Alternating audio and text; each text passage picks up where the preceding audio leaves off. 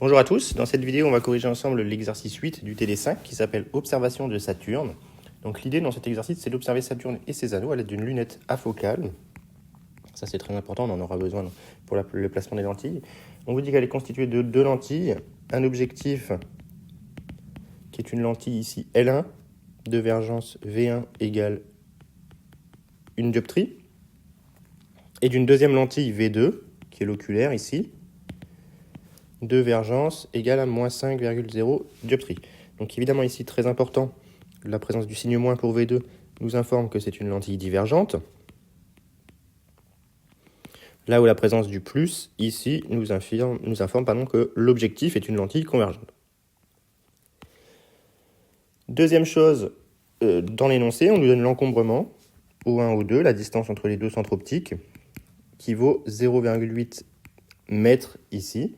Et enfin, on nous explique que la lunette pointe vers le centre de la planète, qui est distante de 1,5 fois 10 puissance 12 mètres, là où le rayon est de 10 puissance 8 mètres. Donc on nous demande dans un premier temps de calculer l'angle alpha sous lequel va être perçu le rayon de Saturne. On va dessiner l'axe optique. Donc vous avez ici le rayon de Saturne, avec l'anneau de Saturne, de rayon RA. Et donc les rayons vont nous parvenir avec un angle alpha, tel que évidemment la tangente, puisqu'ici on va avoir la distance D, eh bien on a la tangente de alpha qui est égale à RA sur D, ce qui est à peu près égal à alpha, évidemment, dans les conditions de Gauss. On va vérifier que cet angle est tout petit. Et donc on en déduit que alpha est égal à RA, on avait dit que c'était 10 puissance 8, divisé par 1,5 fois 10 puissance 12. Et si on prend deux chiffres significatifs, on va trouver que ça fait 6,7 fois 10 puissance moins 5 radians.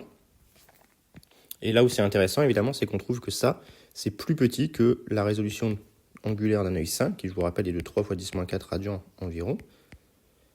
Donc, d'où la nécessité, évidemment, dans cet exercice, d'utiliser une lunette. Ok, donc on a calculé l'angle alpha. Maintenant, évidemment, l'objectif va être de calculer l'angle alpha prime en sortie de la lunette. Et donc, avant de pouvoir faire ça, il faut déjà commencer par justifier que la lunette est afocale. Donc, on rappelle qu'un système afocal conjugue l'infini en l'infini. C'est-à-dire que pour la lunette, vous avez l'objectif et l'oculaire. Tous deux sont deux lentilles qui vont conjuguer objet-image. Le fait que le système soit afocal nous indique qu'il conjugue l'infini en l'infini. Et maintenant, on utilise les propriétés des lentilles. Étant donné que l'objet pour l'objectif vient de l'infini, eh bien l'image pour l'objectif est dans le plan focal image de l'objectif, c'est-à-dire π'1. Mais en termes d'objet-image, on a aussi que pour l'oculaire, l'infini doit être l'image. Et donc, si on veut une image à l'infini, il faut évidemment que l'objet provienne du foyer principal objet. Et donc, pour l'oculaire, l'objet est en F2. Et donc, on en déduit que F'1 et F2 sont confondus. Alors, comment on vérifie que la lunette est afocale ? On va alors vérifier que la distance algébrique F'1, F2 est tout simplement égale à 0. Ça voudra dire que F'1 et F2 sont confondus. Or, d'après une petite relation de Schall, F'1, F2, c'est égal à F'1, O1 plus O1, F2. Et on va faire maintenant apparaître l'encombrement. C'est égal à F'1, O1 plus O1, O2 plus O2, F2. F'1, O1 par définition, c'est moins F'1. O1, O2 par définition, c'est l'encombrement. O de F2, par définition, c'est moins F'2. Et donc on se retrouve avec E moins la somme des focales. On a F'1 qui est égal à 1 sur la vergence de la première lentille, ce qui est donc égal à 1 mètre ici. Et F'2 qui est égal à 1 sur la vergence de la deuxième lentille, ce qui nous fait ici moins 1 sur 5, ce qui nous fait donc moins 0,2 mètres. Et donc en bilan, on a donc que F'1, F2 est égal à E, on avait trouvé que c'était 0,8, moins F'1 c'était 1, moins 0,2. Voilà. Et on trouve 0,8 moins 1. 0,8 moins 0,8, ça fait bien 0. Pardon. Donc, la lunette est bien afocale. Parfait. Donc maintenant qu'on a fait ça, on nous demande de calculer l'angle alpha prime entre la direction des faisceaux de rayons émergents issus du bord de l'anneau et l'axe optique, et de déterminer le grossissement angulaire. Donc on va faire un tracé. Alors on a en valeur absolue F'2 qui est égal, qui est plus 5 fois F', qui est égal à 5 fois F'1. Non, pardon, c'est l'inverse. F'1 qui est égal à 5 fois F'2. On a un rapport 5 entre les deux. Donc on va tracer ça comme on peut. Donc on n'a pas besoin de F1. Donc on va mettre 1 ici. Donc F'1 vaut 1 mètre. 1, 2, 3, 4, 5. Mais F'1 est aussi égal à F2, sauf que c'est une lentille divergente, donc F2 est à droite, F'2. On va mettre nos deux lentilles. Mince.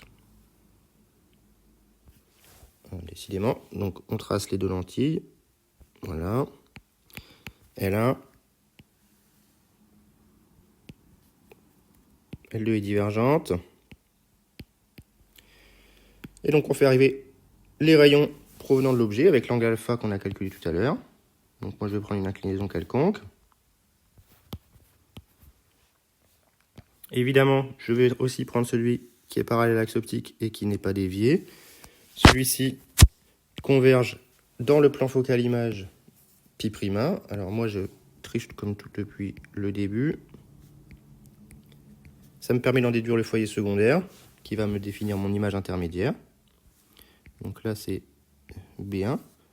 Donc l'image intermédiaire est évidemment virtuelle, elle est ici. Et donc tous les rayons que j'ai tracés en violet auparavant vont aller converger. Mince. Si je prends le crayon, ça ira mieux que la gomme. Donc tous ces rayons vont converger dans ce point B1. Je vais mettre des pointillés après. Vous n'êtes pas obligé de faire comme ça. Donc j'en mets un dernier. Voilà. Donc ça, ce sont les rayons incidents qui viennent converger sur B1 dans le plan focal image de L1. Cette image A1B1 devient un objet pour L2. Et donc je trace les rayons issus de L2 et tous les autres ressortent évidemment parallèles. Et on définit comme étant alpha prime l'angle ici entre l'axe optique et les rayons émergents, là où alpha était l'angle avec les rayons incidents. Donc on va remettre nos conventions de signes. Donc on voit ici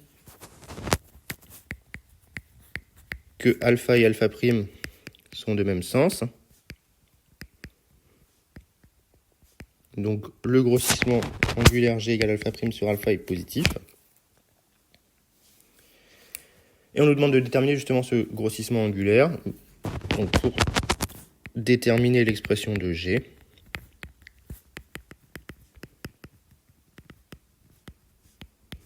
on utilise tout simplement l'image intermédiaire.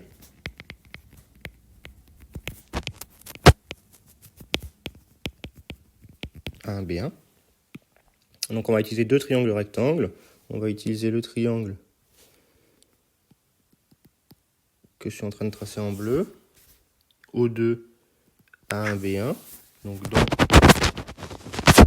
O2, A1, B1, on a que tan alpha prime est égal à A1, B1 sur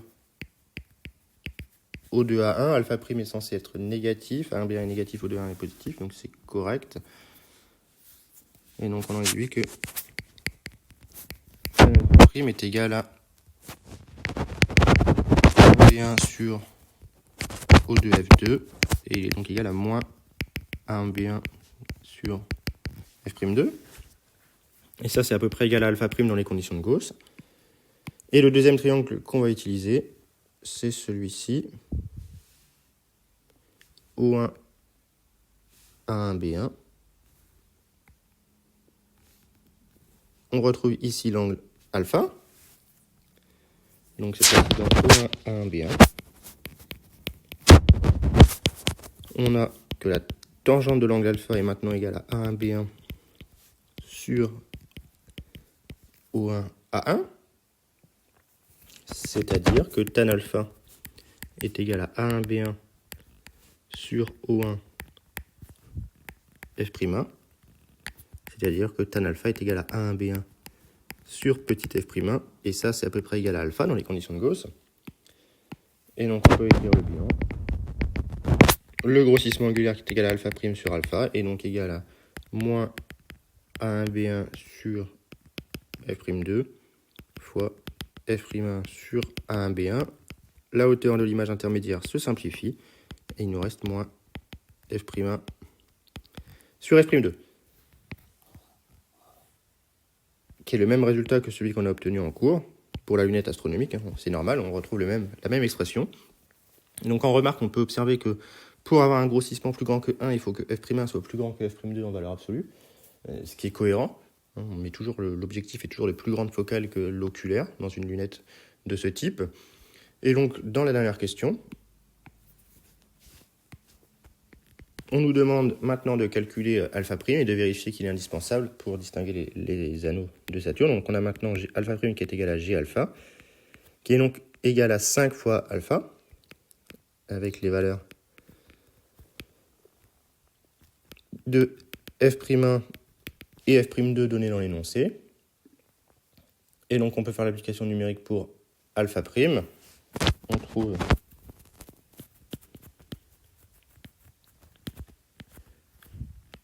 alpha prime qui est égal maintenant à 3,3 fois 10-4 radians, ce qui devient plus grand que le pouvoir de résolution limite de l'œil. Donc, on avait besoin de la lunette. Donc voilà pour cet exercice. J'ai essayé de bien détailler les passages importants. J'espère que c'était clair et que ça vous aura aidé.